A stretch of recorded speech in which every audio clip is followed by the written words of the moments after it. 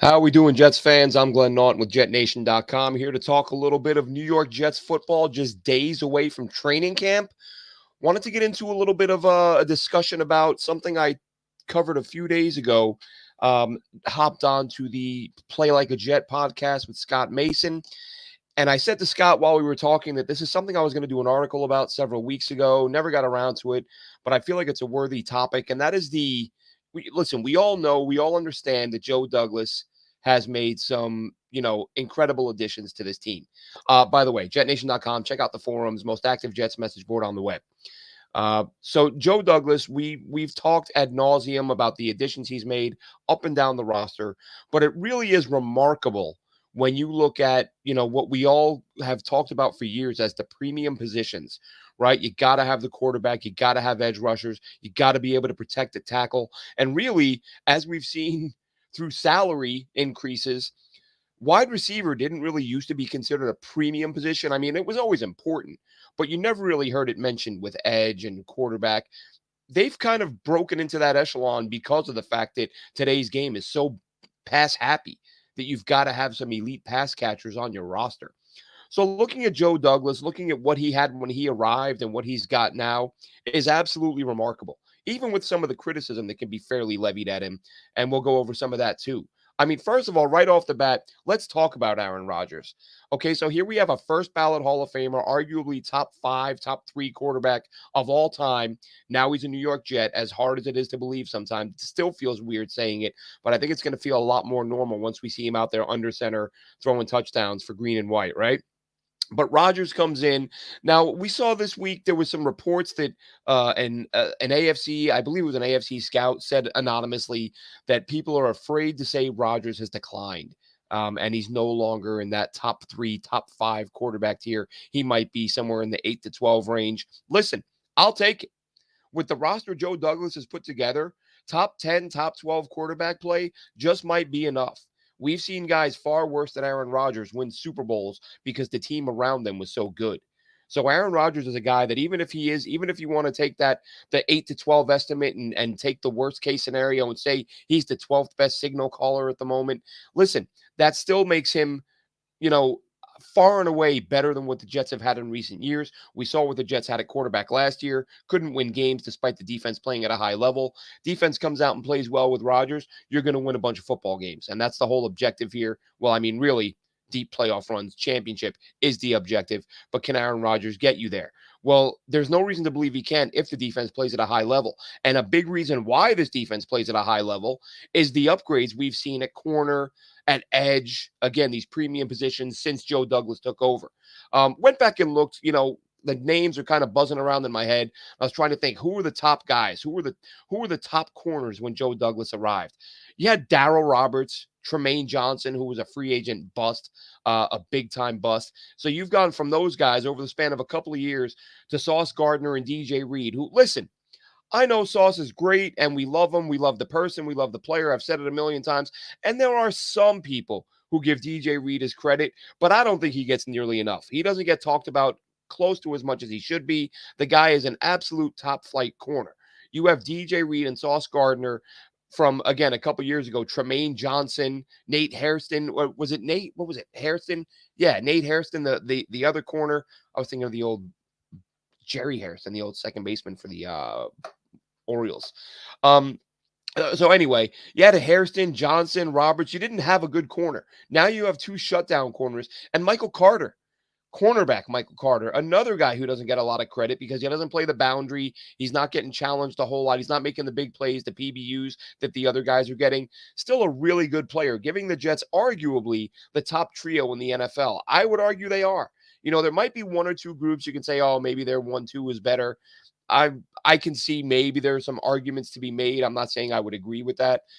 But when you're talking top three, I don't think there's a better trio in the NFL than what the Jets have right now. And those guys are a big part of that. And again, from what they had just a couple of years ago, it's a tremendous upgrade. Offensive tackle, now there's the biggest question mark, right? Because Mekhi Becton is the biggest question mark on the roster, as far as I'm concerned. And I've been a Becton supporter from the day he was picked, from before he was picked. I mentioned him as a guy the Jets might pursue at pick 11. They obviously did. We know the issues, the injuries, the weight, all this stuff. But we also know that when he was on the field, he was an absolute monster.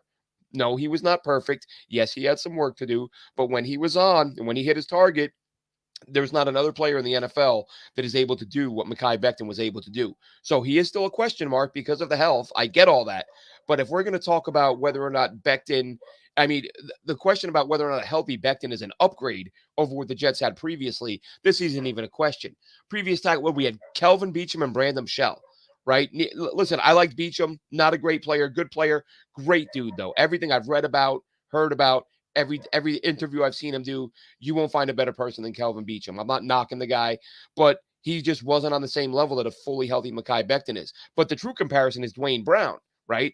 Who is a 39-year-old tackle who battled some injuries last year, finished the year on IR. Does he come back fully healthy and is he ready to roll? That's why tackle is the biggest question mark. However, there's still no question as to whether or not this duo is considerably better if all things are, if they are healthy and on the field, which we have to see if, this is obviously a big year from Mekhi Becton to prove that he can do that. I still have faith in the guy. I think a lot more people have faith in Mekhi Becton than it appears. When you're on the forums at Jet Nation or when you're on Twitter, any social media apps, Instagram, a lot of fans go after Becton and talk about his history, but those are really the loud, the very vocal minority handful of fans who don't like the guy. I think most folks still have his back. I think a lot of people still believe in him, although not everyone does. I still do. I think he can get his act together. And Joe Douglas took him with, 11th overall pick, premium guy, played like a monster year one.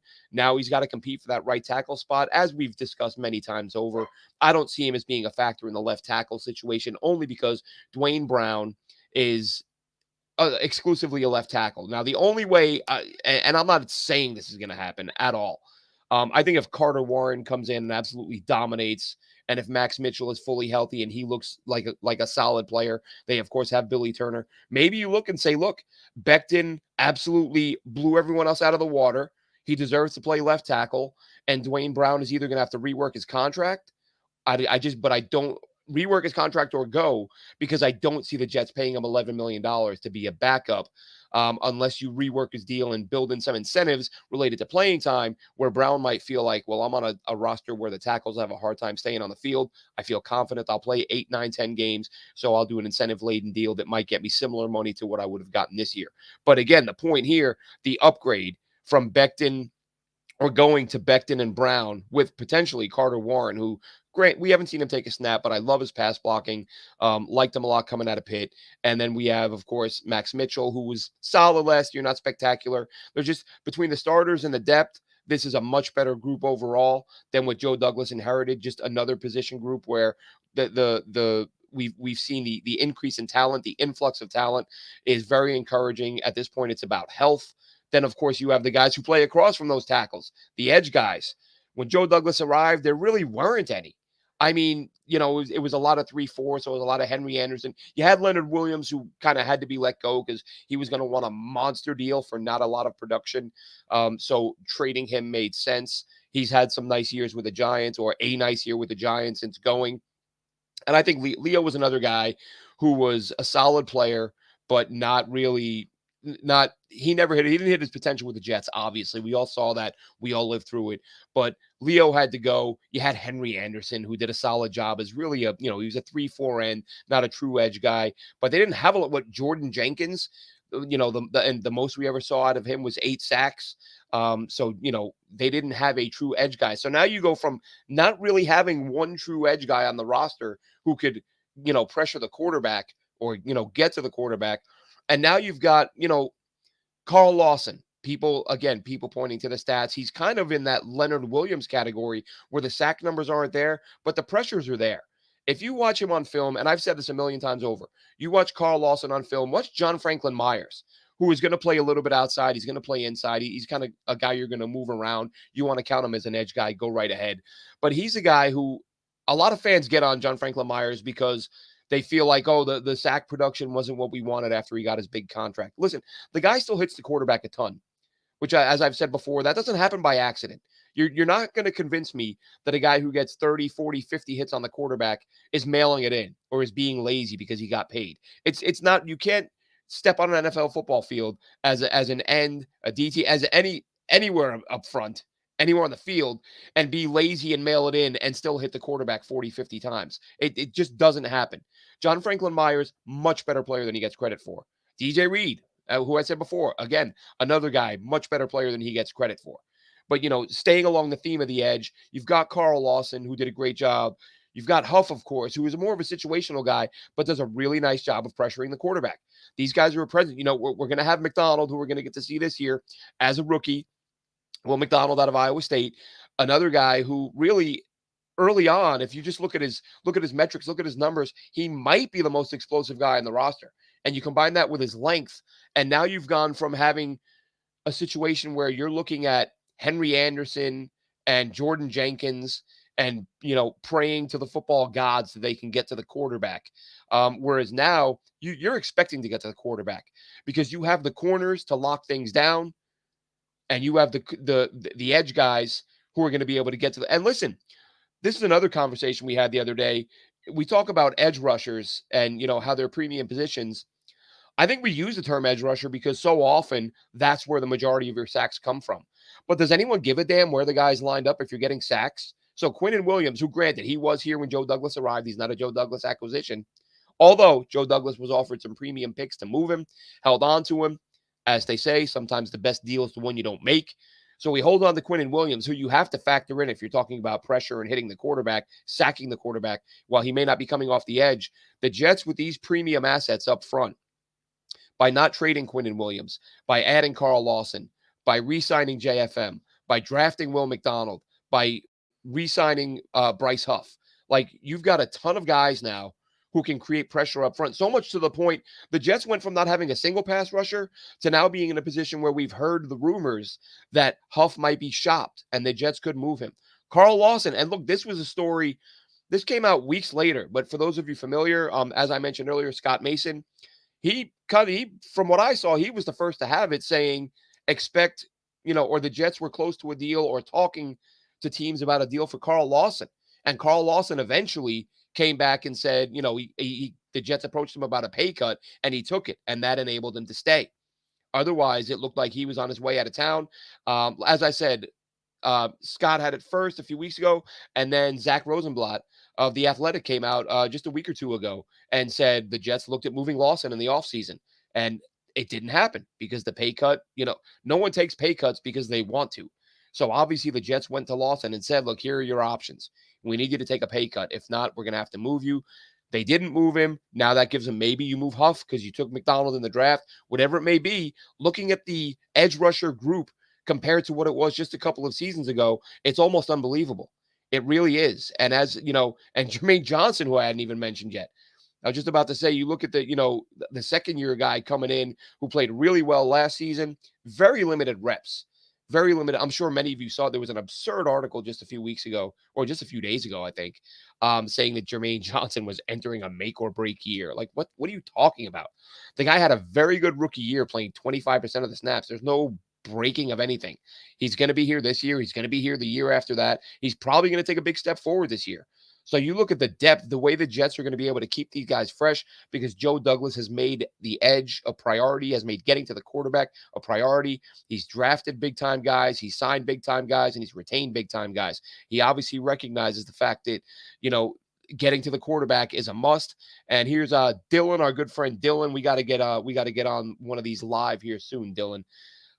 Yeah, and listen, for all the grief fans give Joe D, the O-line issues, his work on the DL pass rush has been excellent, which it has. And really the O-line has been more about injuries than anything else, right? You used a premium pick on AVT. He's been phenomenal, tore triceps. You used the top 11 pick on Mekhi Becton, who was a monster year one. Got, we know the history, the injury, Greg Van Roten got him hurt. It lingered, it re-injured. So that, one injury, it cost him 2 seasons essentially. And then you look at, the Jets have drafted these premium guys. They drafted another one in Tippmann, another premium pick on Joe Tippmann, who we all have high hopes for. So really 3 of your presumed starters, guys I'm assuming will be starting this year, are Joe Douglas, top top 2 rounds. These are guys that are taken in the first 2 rounds. And then, of course, again, I said, as I mentioned, Dwayne Brown, Max Mitchell did a nice job last year as a day 3 pick last season.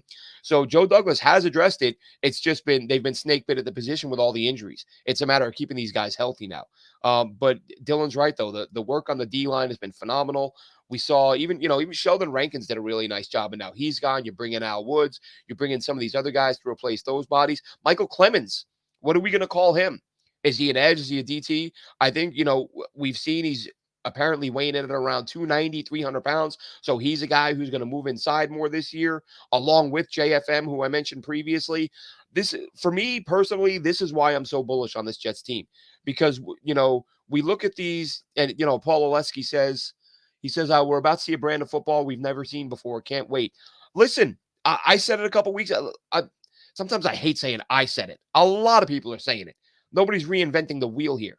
There's a really good chance we're going to see Aaron Rodgers shatter the Jets record books. And I'm going to love every second of it. This guy has got, again, I mentioned earlier, receivers, right? Let's touch on that group. The group that he, where it's only the last couple of years really that we hear them mentioned with the premium positions more than they had previously. And it's because of the fact that, again, teams are throwing the ball a million times a year. And you got to have the best pass catchers, the best playmakers. We're seeing all the stories right now about running backs aren't getting paid, right?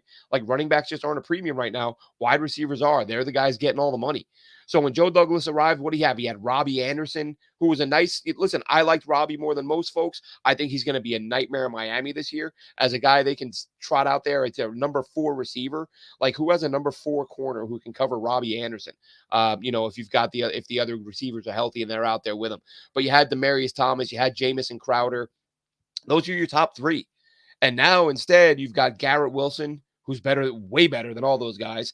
Alan Lazard, who is as good as or better than all those guys. And then, of course, you've got Corey Davis, who we're kind of waiting to see do they approach him about a pay cut, similar to what they did with Jamison Crowder. I mean, I'm kind of surprised we haven't seen a rework deal yet. But that could be, look, keep an eye on things for the next 24, 48 hours as camp gets closer. There's talk about, will the Rodgers deal be reworked? I would imagine the Jets don't want Aaron Rodgers setting foot on that practice field without a rework deal. Because if God forbid, he would have suffered a catastrophic injury to where he says, you know what, I injured my whatever, and I don't feel like doing a year of rehab, and I'm just going to, I'm going to, a year of rehab before I can come back and play next year. I'm already 40 years old, or will be 40 at that point. And if he walks away, the Jets have a $107 million cap hit next year. Like, that literally has to be reworked before he steps foot on the field. If he decides, I'm hurt, I'm done, I'm not playing again, the Jets are absolutely screwed next year. They got to cut everybody. Let's see. John Hepburn says, if we can't sign Cook, why not use our fullback Bowden? Like the way Tampa used Mike Allstott, the A-train bruiser back that came down, that can wear down a defense, that unleash Brees. Listen, I loved Mike Allstott. As I've mentioned on the show a few times, I lived just south of Tampa during his prime years, the Allstott years. So I was always in the bars watching the Jets, but anytime the Jets weren't on, I was watching the Bucks because a lot of my friends were Bucks fans. Mike Allstott was a beast. Listen, he's not in that class. Bowden's not in that class.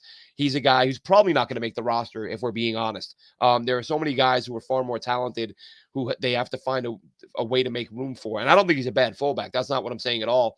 I think the fact that Jeremy Ruckert, in a pinch, if you need a lead blocker, can step in and do that for you, I think that makes him expendable. So I don't think he makes the roster. And again, today's game, teams aren't looking for those bruising big backs that wear down a defense. It'd be nice. I used to love that brand of football. But as I just said, we're seeing premium top flight backs get cut, get released. Dalvin Cook's an example. Like, the guy, even if he's not the player he was a few years ago, he can still play. And he's obviously not seeing a whole ton of offers, which is kind of crazy. Gus is asking, and how we doing, Gus? Good man there.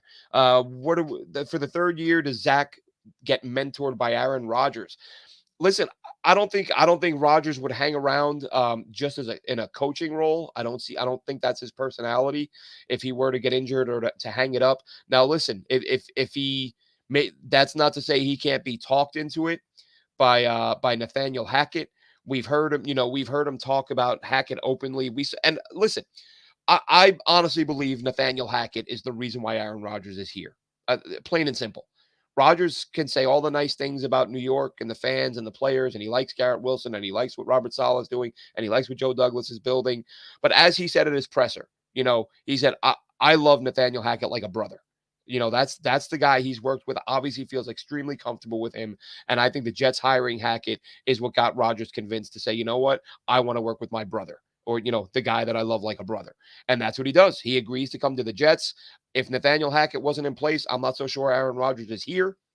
But that's beside the point. So if there's any chance of Aaron Rodgers hanging around to be a mentor, I think that would have a lot to do with Nathaniel Hackett. But let's hope we're at least a couple of years away from that.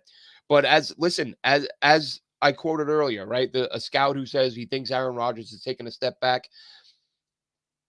I'm as excited as anyone about this season. And I said that at the top, and everybody should be. This is a great time for Jets fans, a great time for us to hopefully sit down on Sundays and watch Aaron Rodgers destroy the Jets passing record book, the single season record books, and hopefully get this team to a Super Bowl, which I absolutely think they're talented enough to get there. But there aren't a whole lot of quarterbacks. Like, show me the list of quarterbacks who played at an extremely high level from 40 years and on. There are only a couple that come to mind, right? And even Drew Brees, I'm sure Brees was 40, 41. He didn't look like himself. He got by at his savvy and he put up some numbers, but you kind of knew this is his last year. Like, Drew Brees isn't going to be able to play beyond this season. And he didn't. Brady, of course, won a ring, but it's so extremely rare that to sit back and say that the Jets are going to give 39-year-old Aaron Rodgers a 3-year deal. And man, I hope he stays for 5. Like, let's pump the brakes and see how he does after 1 or 2. Again, even if he has taken a step back, I expect him to play at a level this year that Jets fans have never seen, unless you were around for Namath. It's going to be, it should be, if everyone's healthy on the same page, should be a high-flying offense. And let's see, does the offensive staff get blown up? Listen, that's all going to depend on how it's going. If they do good enough things with Aaron Rodgers and Robert Saleh's happy with what he's seeing in terms of game planning and the approach that the offense is taking. And we heard Robert Saleh talk about this before the Jets played Denver last year. And listen, I say all the time, I get coach speak, and there's a lot of sort of no one ever says anything bad about anyone, and everyone loves everyone. But Robert Saleh really was speaking kind of glowingly about Nathaniel Hackett as they approached that Denver game, and I said on the forums at Jet Nation, which again, free to sign up, free to join, post all you want, no limits, all that good stuff. But I made the point, I think a fair number of people thought I was joking, and I said, watch Nathaniel Hackett become the Jets' next OC.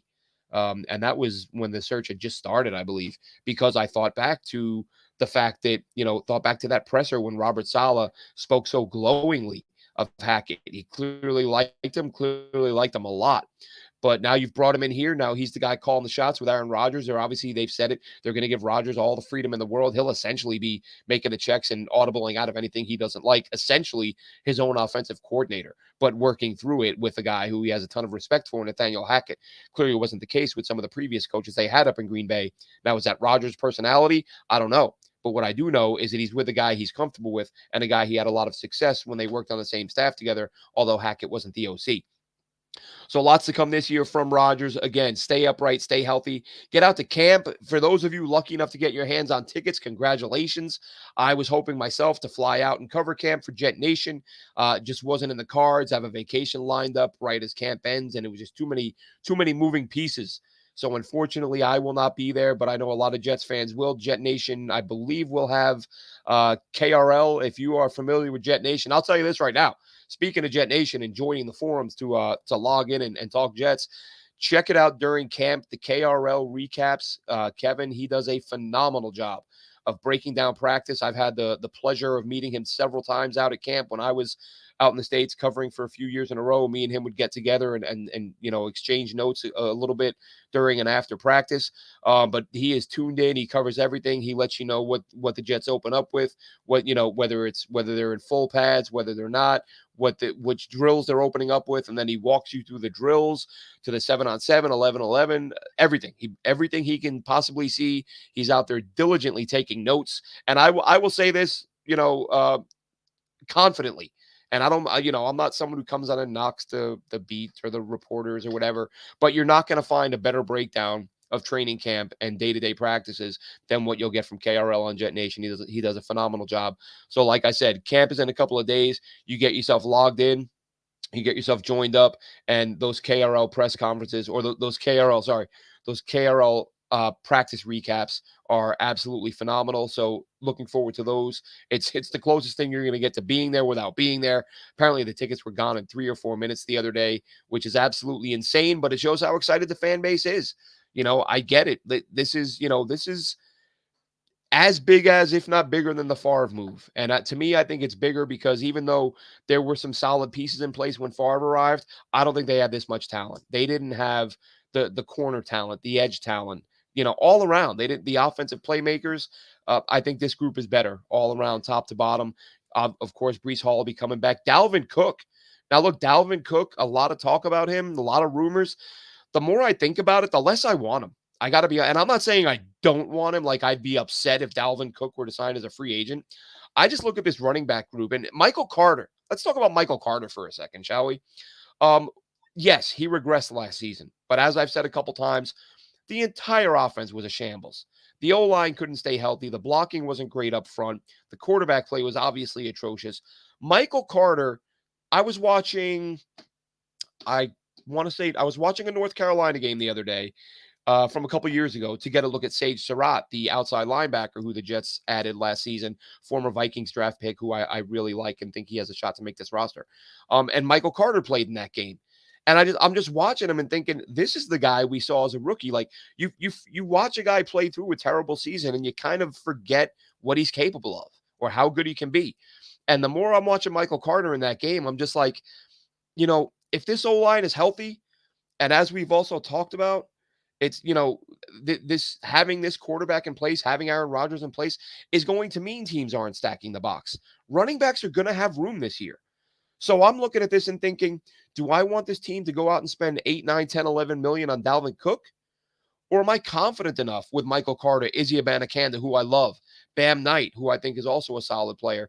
You don't need, listen, this isn't the Mark Sanchez Jets. You don't need to run the ball 40 times to win a football game. You can run it. You can run it well enough. All you've got to do is keep a defense honest. Yeah, and look, way too early to give up on Michael Carter. I agree, Tails. And I've been guilty this season, not so much of giving up on him, but just kind of forgetting how good he can be. Look, and I'm not saying he's going to be a 1,200-yard rusher. I'm just saying he's good enough to be a 4.2, 4.3 yard a carry back, which is absolutely good enough to win with, especially if he's your number 2 and you're mixing him in with Breece Hall. And again, I think Izzy is going to see some carries. And if he pops a couple, we're going to see even more carries. Looking forward to seeing the speed this team has to bring. If you look at Abanakanda's speed and you look at Breece Hall's speed when he's back up to full strength, you look at what some of these receivers can do. Garrett Wilson, another speed guy. Like, there are some guys on this roster who get them the ball in space and they're going to take it to the house. And that's going to be, the whole idea, right? Is having that quarterback who can get defenses to back off, give running backs running room. Also that quarterback who, when he drops back to pass, he's going to hit guys in stride. He's going to, no more of this guys having to slow down to wait for the ball. No more of this guys having to stop in the middle of their route to catch an errant pass. Corey Davis, who I mentioned earlier, we've talked about his drops with the Jets, and last year wasn't nearly the issue people made it out to be. Year 1, the numbers weren't great, but he didn't drop a lot of really good passes. We saw them, we saw a lot of balls bouncing off his hands that he was having to twist, contort, jump. And I get it. Tough catches. You make a lot of money. You got to make the catches. I get that. But let's not pretend that there's no difference between a ball being dropped right in your hands versus a ball being dropped over your opposite shoulder that you have to stop and twist and try to grab it. And that was a lot of what we were seeing. And Gus mentions Hardman's going to be a revelation. He's another guy. I didn't even mention him. Talking about speed guys, and he's probably the fastest guy on the roster. Now, Hardman's a big question because, listen, what's he going to be? Is he going to be that gadget guy, or is he going to be a legitimate guy who's part of the offense out there running, a more complete route tree than his reputation would indicate? There was a lot of talk when the Jets signed him that, they view him as more than just a gadget guy. If they get him involved, listen, I just mentioned the Dolphins and Robbie Anderson, like, who has a number 4 corner that can cover that guy? Mecole Hardman could kind of be in the same ballpark. He's not been as productive as Anderson throughout his career, but I don't know that he's had the opportunities. So, Let's see. Dirty old Jets fans, we're gonna have a good year this year. Listen, I don't want people saying that Jets fans to just be satisfied with having a good year and having fun watching football. I'm not saying that should be the goal or we should be happy if that's what happens, but it is going to be nice. Again, all of this depending on the health of a few key guys, Aaron Rodgers at the top of that list. If these guys are healthy, then I don't see how this isn't the most enjoyable season we've had in 10 plus years, because this team is going to win a lot of games if Aaron Rodgers stays healthy. So yeah, dirty old Jets fan is absolutely right. And as Gus says, does the emergence of Garrett Wilson help Corey Davis? I would imagine so, because really Garrett Wilson had some stuff to prove last year as a rookie. He hadn't done as much as he has now. He didn't have the reputation yet. Teams didn't know if he was going to be able to beat pro corners. Now they know he can. And I'm excited to see what the Jets do when you go four wide and you've got Garrett Wilson, I want to see Corey Davis on the boundary with Lazard in the slot, and then Mecole Hardman in the mix. Get those four guys on the field and stress defenses. You go four wide with a guy like Brees in the backfield or Izzy in the backfield. That Izzy, Brees, Garrett Wilson, Mecole Hardman. That's going to give you a bunch of guys who are 4-4 or better, and that's a lot of guys for a defense to have to worry about. All of it, thanks to Joe Douglas, GM Joe Douglas, bringing these guys in. As I said, massive upgrades at premium positions. And there are still people who criticize Joe Douglas. Oh, but he missed on Zach Wilson. Listen, everyone misses. I don't understand fans harping on misses when you have a GM who's got a ton of hits, because everyone misses. Everyone doesn't hit, right? Mike McCagnon, right? John Idzik. These guys don't hit on every pick, and a lot of these guys don't hit on many picks. Joe Douglas has hit on enough picks and brought in enough high quality players that I'm confident that even with the misses, he can identify talent, import talent. Even, taking Will McDonald wasn't the mainstream popular thing to do. There were people ripping him for weeks. He didn't get the tackle. He didn't get the tackle. As we saw in one Jets drive, the tackle wasn't their target. Joe Douglas wanted Will McDonald. He was his number one guy remaining on the board. So he got the guy he wanted. And now if Will McDonald has a big rookie year, which I imagine he will, even if you're using him as a late game situational guy in big spots to get to the quarterback, who knows how many reps he's going to play. I talked about that with somebody right after the draft. And I said, they kind of said to me, what percentage of snaps does he play? I don't know, 25, 30, 35. They have so many guys to rotate, and they love to rotate so much. He might only play 25. I think I said 25, and the more you think about it, like they took him too high. He's too talented. He's got to play 35, 40%. But who knows? Jermaine Johnson, as I said, very talented guy, played 25, 30% last year. So how much McDonald plays, we'll see. But what I do know is he's explosive. The Jets are going to keep him fresh. The Jets are going to have an offense that can put up points, and they're going to have a defense that can pressure quarterbacks. Not only by getting to them, but by forcing them to hold on to the ball longer than they want to, because they have the corners who can cover. They do need a safety, or they do need safety help. Well, at least I should say they could use a veteran safety. Tony Adams, a guy they clearly like. Adrian Amos, a guy they brought in after the Chuck Clark injury. So we'll see what happens there. But right now, we're a couple days away from camp. Joe D has brought in a ton of premium talent. The Jets are getting ready to, show up, check in, weigh in, get on the field, get everyone on the same page. And they got a Hall of Fame game in a few weeks. Looking forward to that one. Looking forward to all of it. I don't care which game it is. Let's see. Glenn, do you think JD gets an extension offer? Well, he got a 6-year deal, which makes it a little. Most guys get a 4 or 5. Since Joe got a 6, I could see them making him wait another year, but would have zero issue with them making him an offer this year if things go well. And we're just gonna have to wait to see how that plays out. Joe D, like I said, great job. I think a playoff spot gives him a chance at an extension, but since he got 6 to start with, that might be a little bit different. We'll see how it goes. We'll see how it pans out. That's it for this one, Jets fans. Thanks for checking us out. Again, JetNation.com, most active Jets message board on the web, and it's about to get really active in there with camp here. I'm excited. You're excited. You absolutely should be. Let's hope this season gets off on the right foot and it ends with a Super Bowl trophy. Have a good one, Jets fans.